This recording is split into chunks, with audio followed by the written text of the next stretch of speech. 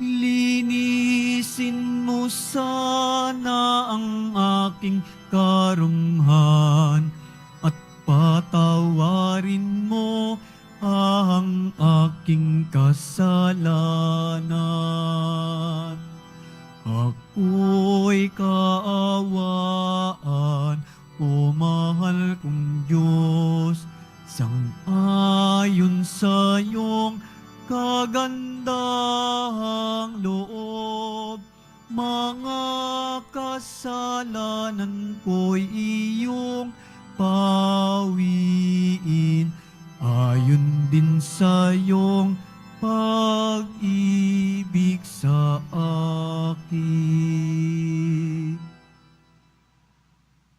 Sa ngalan ng Ama at ng Anak at ng Espiritu Santo, Amen. sumainyo ang Panginoon. At sumayo rin. Mga kapatid, aminin ho natin ang ating mga kasalanan upang marapat tayong gumanap sa banal na pagdiriwang.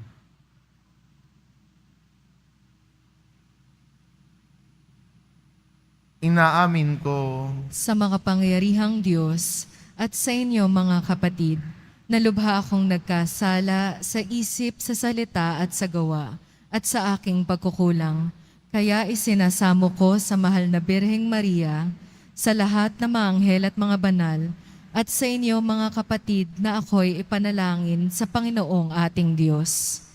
kaawaan tayo ng makapangyarihang Diyos, patawarin tayo sa ating mga kasalanan, at patnubayan tayo sa buhay na walang hanggan. Amen. Panginoon, kaawaan mo kami. Panginoon, kawaan mo kami. Kristo, kaawaan mo kami. Kristo, kawaan mo kami. Panginoon, kaawaan mo kami. Panginoon, kawaan mo kami. Manalangin tayo. Ama naming makapangyarihan, ikaw ay nakikipagkasundo sa sangkatauhan sa pamamagitan ng iyong salita, sa masigasig na pagsamba at matibay na pagsampalataya ng sambayan ng Kristiyano ay makadulog nawang masaya sa pagdiriwang ng dakilang kapistahan ng pagkabuhay sa pamamagitan ni Hesukristo kasama ng Espiritu Santo magpa sa walang hanggan. Amen. Magsiupo muna po ang lahat. Pagbasa mula sa ikalawang aklat ng mga kronika. Nung mga araw na iyon, sumama ang mga pinuno ng Huda, ang mga saserdote at ang mamamayan. Nakigaya sila sa nakaririmarim na gawain ng ibang bansa, pati bahay ng Panginoon na itinilaga niya sa Jerusalem ay kanilang itinakwil.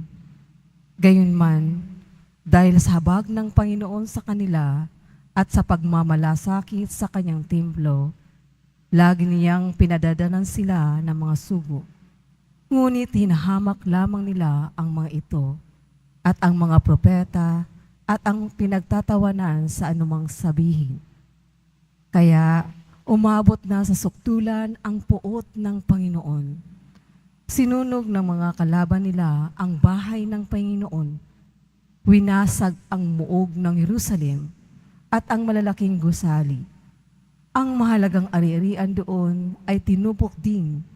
Anupat ang lahat ay iniwan nilang wasak. Ang naligtas sa patalim ay dinala nilang bihag sa Babylonia. Dooy inalipin sila ng hari at ng kanyang mga anak, hanggang ang Babylonia ay masakop ng Persya. Sa gayon natupad ng hula ni Jeremias na ang lupain nakapagpahinga sa loob ng 70 taong singkad. Upang matupad ang salita niyang ito, sa pamamagitan ni Jeremias, pinukaw ng Panginoon ang kalooban ni Sir, hari ng Persya, noong unang taon ng kanyang paghahari. Nagpalabas ang haring ito ng isang pahayag sa buong kaharian na ganito ang sinasaad. Ito ang payag ng Haring Siro ng Persya. Ipinaubaya sa akin ng Panginoon, Diyos ng kalangitan, ang lahat ng karayaan sa daigdig, at inutusan niya akong magtayo para sa kanyang templo sa Jerusalem ng Huda. Kaya ang sino man sa inyo na kabilang sa kanyang bayan ay pinahintulutan kong pumunta sa Jerusalem. Samahan nawa siya ng Panginoon, ang kanyang Diyos. Ang salita ng Diyos. Salamat sa Diyos. Kung ika'y aking limutin, wala na kong aawitin. Kung ika'y aking limutin, wala na akong aawitin. Sa pangpang ng mga ilog nitong bansang Babilonya, kami rooy nakaupong, tumatangi sa tuwinang. Ang iniwan naming Siyon ay aming maalala sa sanga ng mga kahoy sa tabi ng ilog nila. Isinabit namin doon, yaong dala naming lira. Kung ika'y aking limutin, wala na akong aawitin. Sa amin ay inuutos, nang sa apin ay lumupig. Naalawin namin sila ng matamis naming tinig. Tungkol sa Siyon, yaong paksa niyong nais nilang awit. Kung ika'y aking limutin, wala na akong aawitin. Paano namin aawitin ang awit ng Panginoon? Samantalang bihag kaming nangibang bayan noon. Ayaw ko na ang lira ko'y hawakan pa at tugtugin. Kung ang bunga sa pagtugtog, limutin ang Jerusalem. Kung ika'y aking limutin, wala na akong aawitin. Di na ako aawit pa kung ang lundong sasapitin. Sa isip ko't alaala, ika'y ganap na limutin. Kung ang kaligayahan mo'y ay hindi ko hahangarin. Kung ika'y aking limutin, wala na akong aawitin.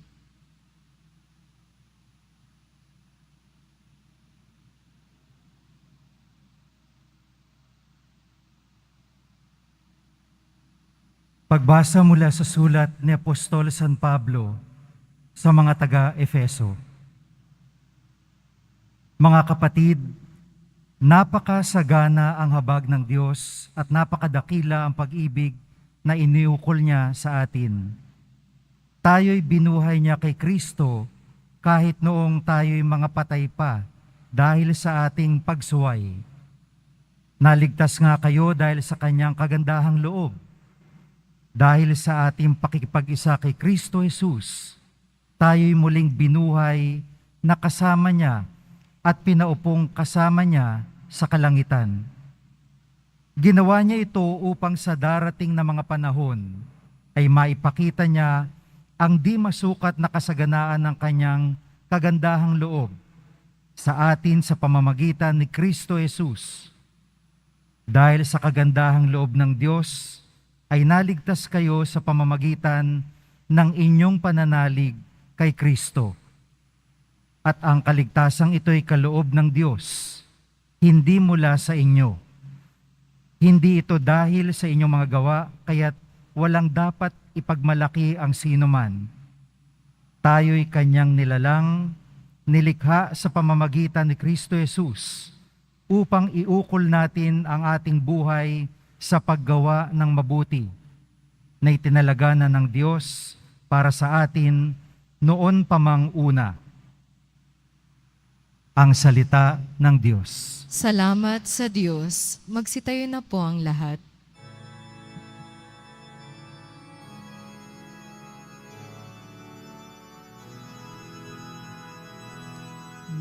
Nagpupuri kami sa'yo, Panginoong Jesucristo. Nagpupuri kami sa'yo, Panginoong Jesucristo. pag-ibig sa sanlibutan ng Diyos ay gayon na lamang kanyang anak ibinigay upang mabuhay kailanman ang nananalig na tunay. Nagpupuri kami sa'yo, Panginoong Hesu Kristo. Sumainyo ang Panginoon. At sumayo rin. Ang mabuting balita ng Panginoon ayon kay San Juan. Papuri sa iyo, Panginoon. Noong panong iyon, sinabi ni Jesus kay Nicodemo, kung paano itinaas ni Moises ang ahas doon sa ilang, gayon din naman kailangang itaas ang anak ng tao, upang ang sinumang sumampalataya sa Kanya ay magkaroon ng buhay na walang hanggan. Gayon na lamang ang pag-ibig ng Diyos sa sanlibutan. Kaya ibinigay niya ang kanyang bugtong na anak upang ang sumasampalataya sa kanya ay hindi mapahamak kundi magkaroon ng buhay na walang hanggan. Sapagkat sinugo ng Diyos ang kanyang anak, hindi upang hatulang maparusahan ang sanlibutan, kundi upang iligtas ito sa pamamagitan niya. Hindi hinahatulang maparusahan ang nananampalataya sa bugtong na anak ng Diyos, ngunit hinatulan ng parusahan ang hindi nananampalataya sa Kanya. Hinatulan sila sapagkat naparito sa sanlibutan ng ilaw, ngunit inibig pa ng mga tao ang dilim kaysa liwanag, sapagkat masama ang kanilang magawa. Ang gumagawa ng masama ay ayaw sa ilaw, at hindi lumalapit dito upang hindi mahayag ang kanyang mga gawa. Ngunit ang namumuhay sa katotohanan ay lumalapit sa ilaw. Sa gayon, nahahayag na ang kanyang mga ginagawa'y pagsunod sa Diyos. Ang mabuting balita ng Panginoon. Pinupuri ka namin, Panginoong Heso Kristo. Magsiupo muna po ang lahat.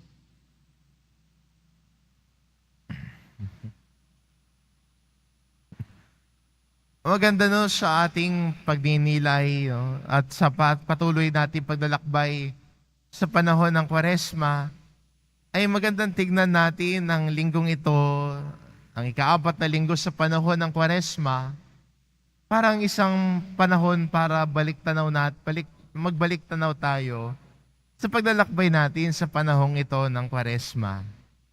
Naalala ko nung bata ho ako, pag nanonood po ako ng mga karera, mga Formula 1, may tinatawag ho sila doon na pit stop. At ang ginagawa daw doon sa pit stop ay nagpapalit ng gulong at panahon para yung nagmamaneho ay makasumpong ng konting pahinga. Maganda rin dahil napapagod din siya. Panahon din niya yung para makapagbalik tanaw. Ano pa yung kailangan niyang i-improve? Ano pa yung kailangan niyang ayusin? At panahon din yun pag yung may napansin siyang may kakaiba sa sasakyan niya na hindi maayos, panahon yun para maayos yun. Kaya maganda rin sa atin bilang Kristiyano, etong ika-4 na linggong ito ay maging kaunting pit stop natin. Alam ko, karamihan sa atin ay punong-pununan ng abala sa mga paghahanda. Yung iba, kanya-kanya ng pilgrimage, saan pupunta. Yung iba ngayon pa lang may pabasa na. Yung iba siguro dyan, lahat na ng pabasa sa barangay ninyo, napuntahan nyo na. Ikaw ang pabasa artist ng barangay ninyo. Pero magandang balik tanaw natin at bigyan pansin Kamusta yung paglalakbay ko? Yung paglalakbay ko ba sa panahon ng Kwaresma ay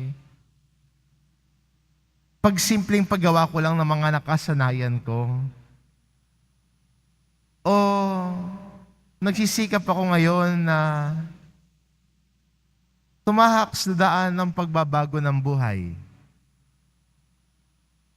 Ito panahon ko ba, ito paglalakbay ko ba ngayong panahon ng Kwaresma ay ginagawa ko rin panahon para ang aking pananampalataya kay Hesukristo ay mas lalong lumalim sa pamamagitan ng aking pagbibigay panahon sa pakikinig sa salita ng Diyos.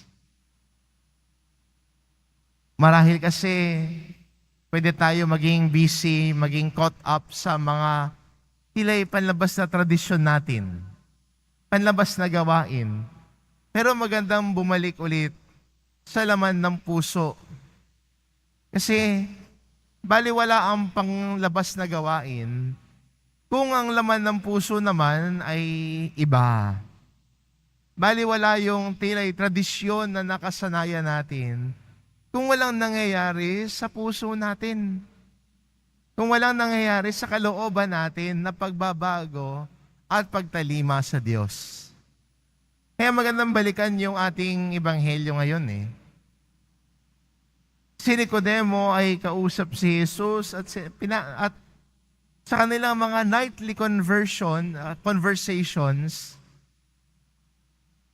doon pinapahayag at tinuturo ni Jesus ang tungkol sa Diyos.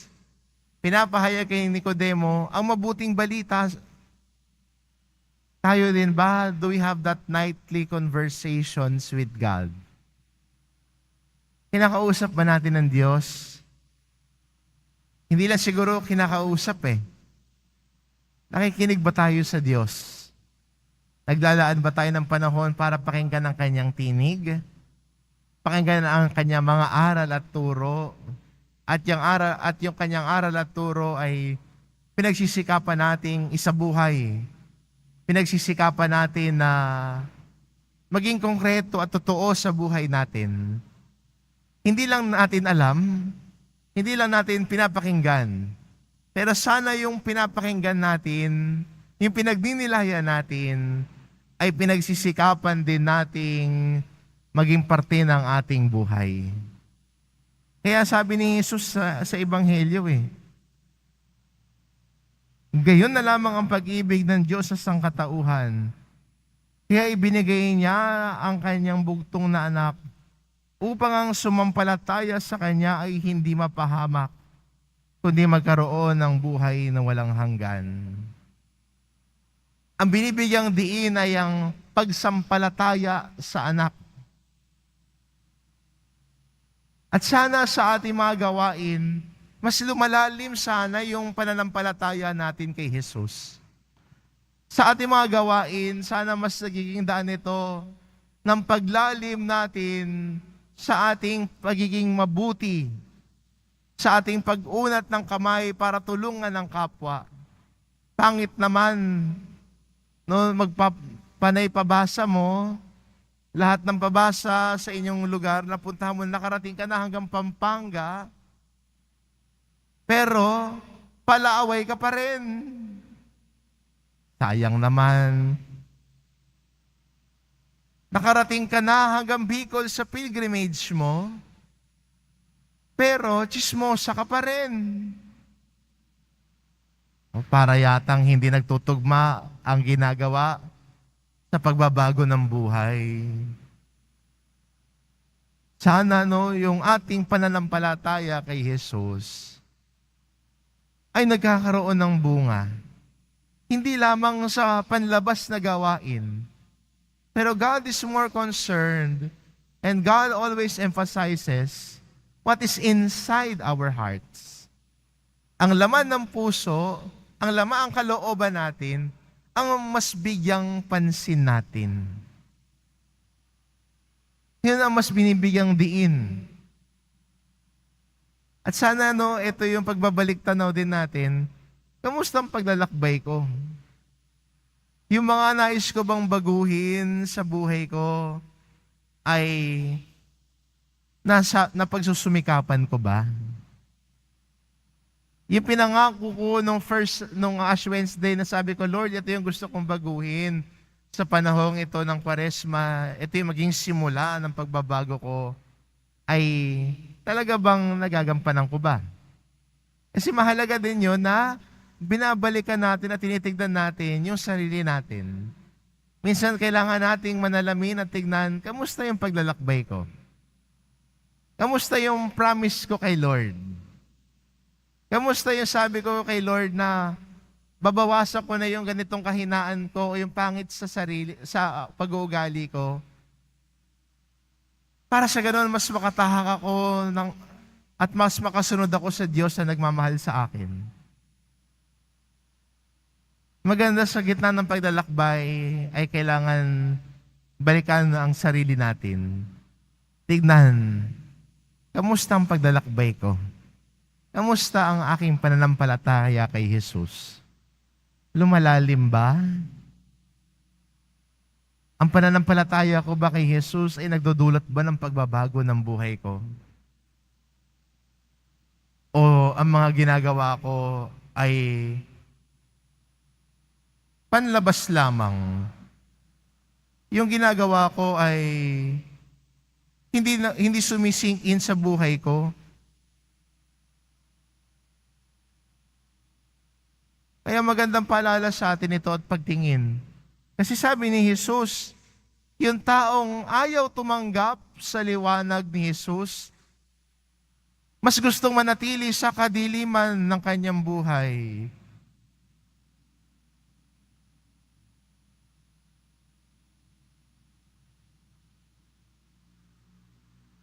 Yung ayaw tumanggap sa kadiliman ni Jesus, mas gusto niyang ganito lang yung gagawin niya. Yung nakasanayan niya. Ayaw na ng pagbabago. Ayaw niyang baguhin yung sarili niya. Gusto niya, ganito na lang talaga ako, Lord. Wala na tayong magagawa. Hindi. Kahit ano man ang edad mo, kahit ano man ang katayuan mo sa buhay, we have always that opportunity to grow and change. Kaya sabi ni Jesus yung tao na sumasampalataya sa Kanya, yung taong nananalig sa Kanya, anong ginagawa? Pinipili na ang liwanag at tinatalikuran ang pangit niyang gawain. Tumatahak na siya sa liwanag sa pagsunod sa kalooban ng Diyos. Ngayon, magandang imbitasyon sa atin ito. Yung paglalakbay ko sa panahong ito ng Kwaresma, bukas ba ako sa salita ng Diyos? Bukas ba ako sa pagbabago ng buhay ko? O ginagawa ko na lang ito dahil nakasanayan ko na lang? Ginagawa ko yung mga bagay-bagay dahil nakagawian ko na lang. Nakasanayan. At dahil pag nakasanayan ko, gusto ko taon-taon ay inuulit-ulit ko. Pero magandang balikan. Magandang tignan. Sana yung paulit-ulit nating gawain ito, hindi lang ang sa panlabas na gawain sana. Pero sana lumalago tayo sa ating pagmamahal sa Diyos. Sana yung paulit-ulit nating gawain sa ating mga pagsasakripisyo ay mas patuloy nating tinatalikuran ang sarili natin para ang Diyos ang gumalaw sa buhay natin. Siguro magandang hamon ito at pagtingin muli sa sarili natin. Kamusta ang paglalakbay ko? Kamusta yung paghahanda ko sa panahong ito ng Kwaresma para pagdating sa Pasko ng pagkabuhay ay maipahayag ko ang aking pananampalataya ng buong buo. Na yung mga balakid ko sa aking pagsunod kay Kristo ay mabitawan ko at matalikuran. yung mga kasalanan na humahadlang sa akin na makalapit kay Jesus ay aking matalikuran. Ang panahon ng Kwaresma po ay panahon natin ng paghahanda. Paghahanda para sa pagsasariwa ng mga pangako natin sa binyag na gagawin natin sa Pasko ng muling pagkabuhay. Kaya maganda, kamusta yung paghahanda mo? Kamusta yung iyong pagsunod kay Kristo? At sa totoo lang, ikaw lang makakasagot niyan. Ikaw at ang Panginoon sa inyong pag-uusap at lumapit tayo sa Kanya ng may pagpapakumbaba. At hilingin ang grasya niya na tulungan tayo at gabayan tayo sa ating paglalakbay na ito. Nang sa gayon, mas buo tayong maniwala sa Kanya, mas buo tayong manalig sa Kanya, at piliin natin na manatili sa liwanag ni Jesus. Talikuran ang kadiliman ng kasalanan at lumakad sa liwanag ng mabuting balita ni Jesus. Amen.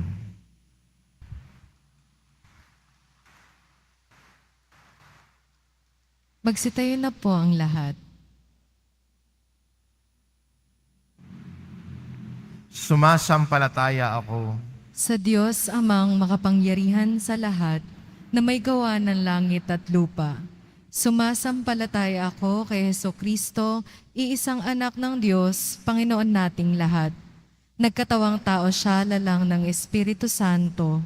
Ipinanganak ni Santa Mariang Birhen. Pinagpakasakit ni Poncio Pilato.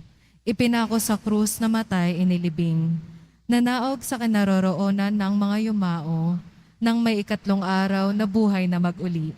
Umakyat sa langit, naluklok sa kanan ng Diyos amang makapangyarihan sa lahat. Doon magmumula, paririto at huhukom sa nangabubuhay at nangamatay na tao.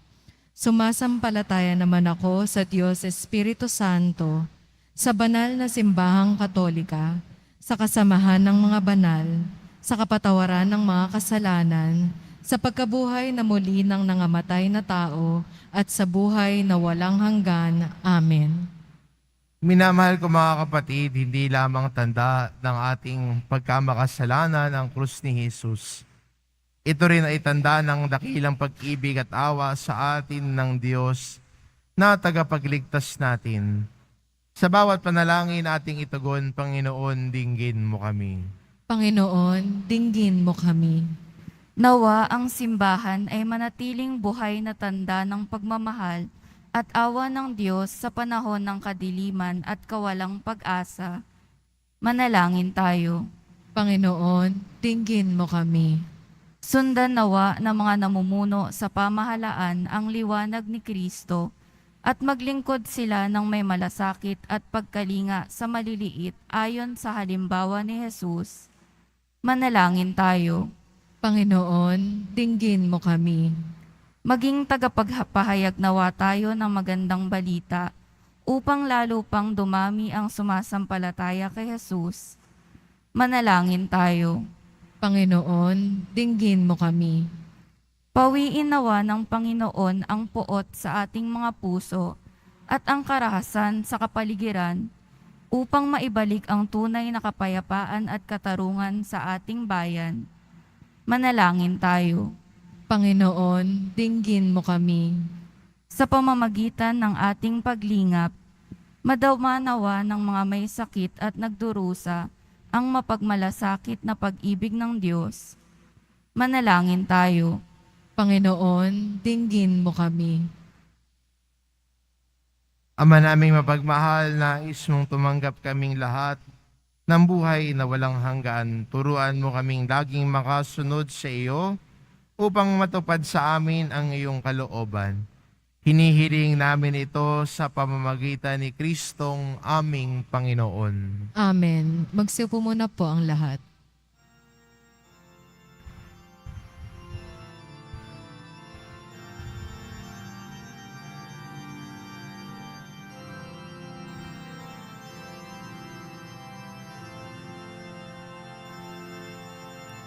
Sa pagsunod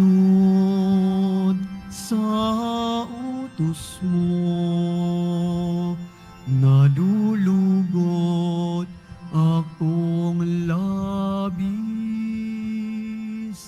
di masukat ang galak ko, pagkat aking iniibig.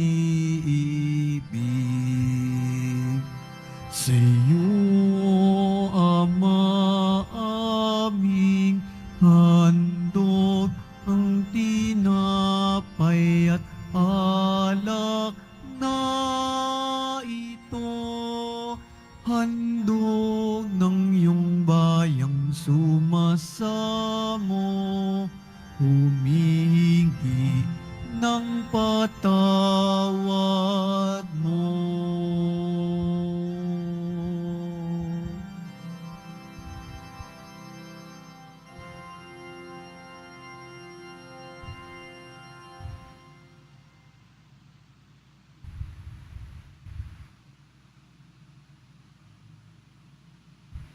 Magsitayo na po ang lahat.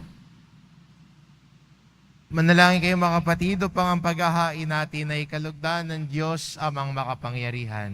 Tanggapin nawa ng Panginoon itong paghahain sa iyong mga kamay, sa kapurihan niya at karangalan, sa ating kapakinabangan at sa buong sambayanan niyang banal.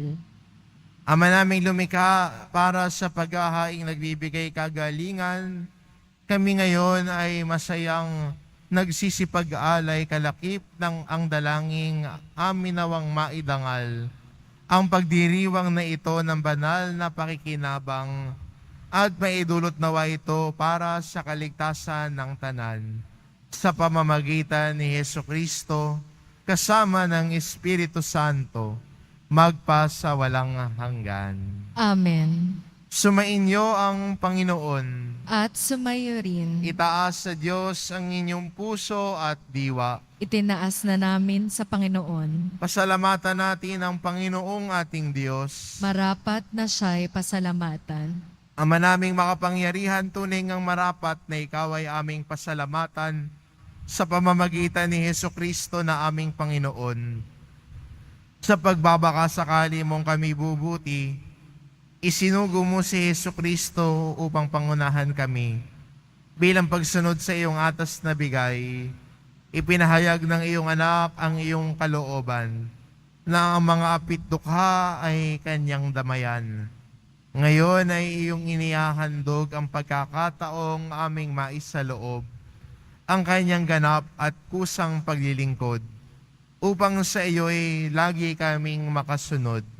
Kaya kaisa ng mga anghel na nagsisiawit ng papuri sa iyo, nang walang humpay sa kalangitan, kami nagbubunyi sa iyong kadakilaan.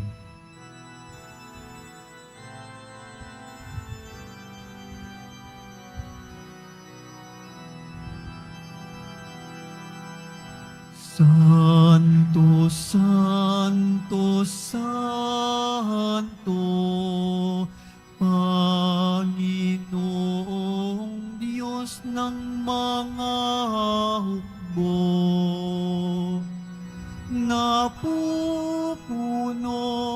ang langit at lupa ng kadakilahan mo. Hosana sa kaitaasan,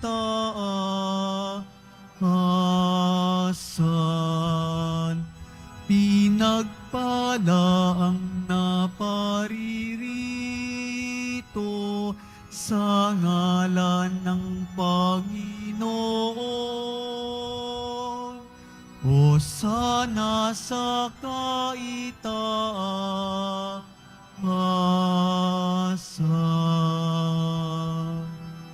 Magsilod po ang lahat. Ama naming banal, ikaw ang bukal ng tanang kabanalan, kaya't sa pamamagitan ng iyong Espiritu, gawin mong banal ang kaloob na ito, upang para sa amin maging katawan at dugo ng aming Panginoong Hesukristo. Bago niya pinagtiis ang kusang loob na maging handog, hinawakan niya ang tinapay. Pinasalamatan kanya. Pinagati-hati niya iyon, iniabot sa kanyang mga alagad at sinabi, "Tanggapin ninyong lahat ito at kanin. Ito ang aking katawan na ihahandog para sa inyo."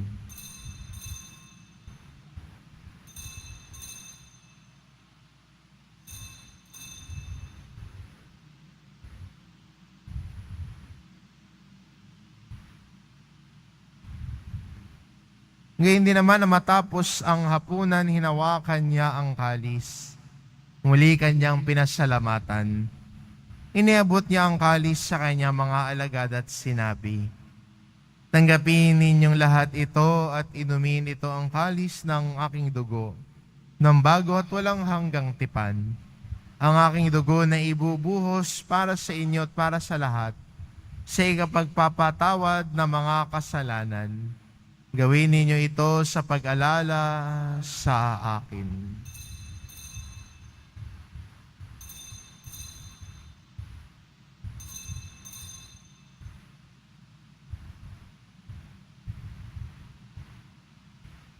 Magsitayo na po ang lahat. Ipagbunyi natin ang misteryo ng pananampalataya. Si Kristo'y namatay, si Kristo'y nabuhay, si Kristo'y babalik sa wakas ng panahon. Ama, ginagawa namin ngayon ang pag-alala sa pagkamatay at muling pagkabuhay ng iyong anak. Kaya tinaalay namin sa iyo ang tinapay na nagbibigay buhay at ang kalis na nagkakaloob ng kaligtasan. Kami nagpapasalamat dahil kami iyong minarapat na tumayo sa harap mo para maglingkod sa iyo. Isinasamo namin kaming magsasalo-salo sa katawan at dugo ni Kristo ay mabuklod sa pagkakaisa sa pamamagitan ng Espiritu Santo. Ama, lingapin mo ang iyong simbahang laganap sa buong daigdig. Puspusin mo kami sa pag-ibig kay isa ni Francisco na aming Papa at ni Jose na aming Obispo at ng Tanang Kaparian. Alalahanin mo rin ang mga kapatid naming nahimlay na may pag-asang sila'y muling mabubuhay, gayon din ang lahat ng mga pumanaw. Kaawaan mo sila at patuloyin sa iyong kaliwanagan. Kaawaan mo at pagindapatin kaming lahat na makasalo sa iyong buhay na walang wakas. Kaisa na mahal na Birheng Maria na ina ng Diyos, ng kabiyak ng puso niyang si San Jose, kaisa na mga apostol at ng lahat ng mga banal, na namuhay dito sa daigdig ng kalugod-lugod sa iyo, may pagdiwang nawa namin ang pagpupuri sa ikararangal mo sa pamamagitan ng iyong anak na aming Panginoong Hesukristo.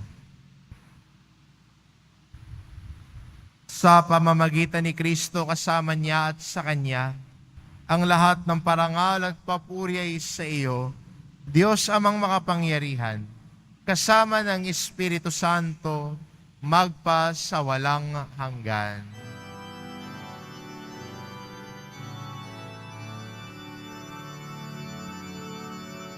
Amen.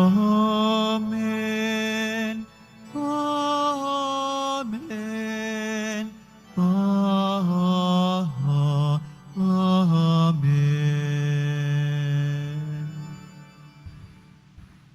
Sa tagubili ng mga nakagagaling na utos at turo ni Jesus na Panginoon natin at Diyos, ipahayag po natin ng lakas loob. Ama namin, sumasalangit ka, sambahin ang ngalan mo, mapasa amin ang kaharian mo, sundin ang loob mo dito sa lupa para nang sa langit. Bigyan mo kami ngayon ng aming kakanin sa araw-araw at patawarin mo kami sa aming mga sala, para nang pagpapatawad namin sa nagkakasala sa amin. At huwag mo kaming ipahintulot sa tukso at iadya mo kami sa lahat ng masama. Hinihiling namin kami adya sa lahat ng masama pagkalooban ng kapayapaan araw-araw. Iligtas sa kasalanan at ilayo sa lahat ng kapahamakan. Samantalang aming pinananabikan ang dakilang araw ng pagpapahayag ng tagapagligtas naming si Jesucristo. sapagkat iyo ang kaharian at ang kapangyarihan at ang kapurihan magpakailanman. Amen.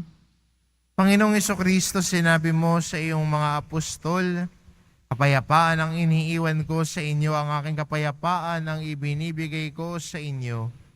Tungayan mo ang aming pananampalataya at huwag ang aming pagkakasala. Pagkalooban mo kami ng kapayapaan at pagkakaisa, ayon sa iyong kalooban, kasama ng Espiritu Santo, magpasawalang hanggan. Amen. Ang kapayapaan ng Panginoon ay laging sumainyo. At sumayo rin. Magbigayan kayo ng kapayapaan sa isa't isa.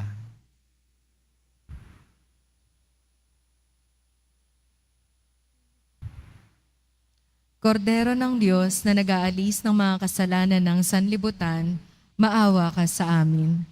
Kordero ng Diyos na nag-aalis ng mga kasalanan ng sanlibutan, maawa ka sa amin. Kordero ng Diyos na nag-aalis ng mga kasalanan ng sanlibutan, ipagkaloob mo sa amin ang kapayapaan. Magsilod po ang lahat.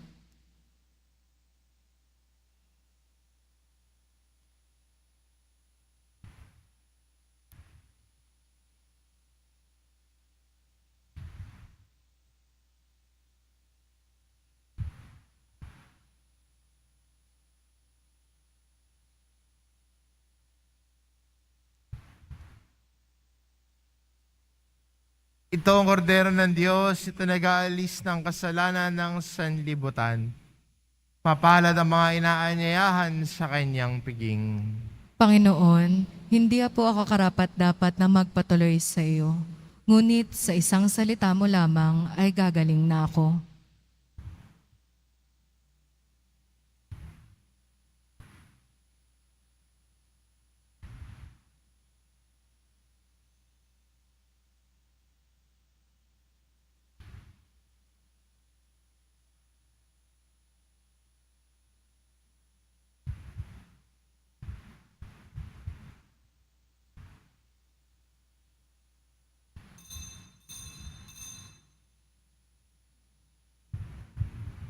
Para po sa lahat ng tatanggap ng banal na komunyon, sasagot po tayo ng amen pagkasabi ng pari ng lay minister ng katawan ni Kristo. At isubo po agad sa bibig bago umalis sa harapan ng pari o lay minister. Sumunod po tayo. Maraming salamat po.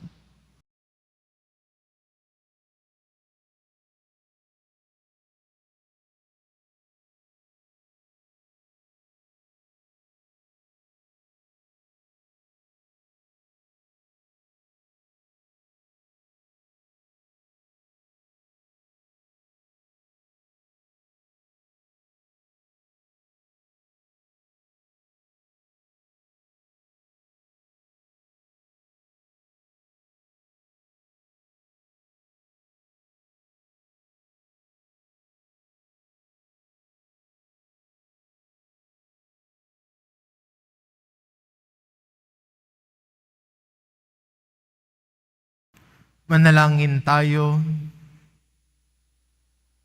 Ama naming mapagmahal, tinatanglawan mo ang lahat ng tao na isinisilang sa daigdig na ito. Sa kaloob mong liwanag, tanglawan mo ang aming kalooban upang ang dapat naming isaloob na iyong ikinalulugod ay lagi naming maisaisip at ikaw ay aming wagas na maibig. Sa pamamagitan ni Hesukristo, kasama ng Espiritu Santo, magpasawalang hanggan. Amen. Sumainyo ang Panginoon. At sumayo rin. Mahal na pong Jesus Nazareno, inihayag mo sa pamamagitan ng krus ang walang maliw na pag-ibig ng Diyos sa sangkatauhan. Pakinggan mo ang kahilingan ng iyong angkan na nagsusumamo sa iyo. Makamtan nawa nila ang iyong katugunan at tanggapin ang kasagutan ng may utang na loob na tinatanaw. Basbasan din po ninyo ang mga may daladala nilang imahin at dasalan. Sa pamamagitan ng bendisyon na ito, naway maalala nila ang mga pangako nila noon sa binyag, na ikaw ang kanilang iibigin at paglilingkuran bilang Panginoon magpasawalang hanggan. Amen. At pagpalain kayo ng ating mapagmahal na Diyos, ang Ama at ang Anak at ang Espiritu Santo. Amen. Umayo kayo, taglay ang kapayapaan ng Poong Jesus Nazareno. Salamat sa Diyos.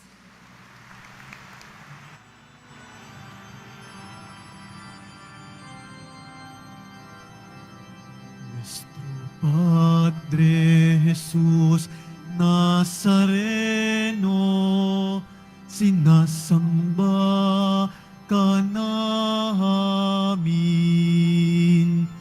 pinipinto ka namin, aral mo ang aming buhay at kaligtasan. Nuestro Padre Jesús Nazareno, iligtas mo kami sa kasalanan. Ang krus mong kinamatayan ay sagisag ng aming kaligtasan. Nuestro Padre Jesús Nazareno, dinarangal ka namin. Nuestro Padre Jesús Nazareno, nilulwalhati ka namin. Nuestro Padre Jesús Nazareno, dinarangal ka namin. Nuestro Padre Jesús Nazareno, nilulwalhati ka namin.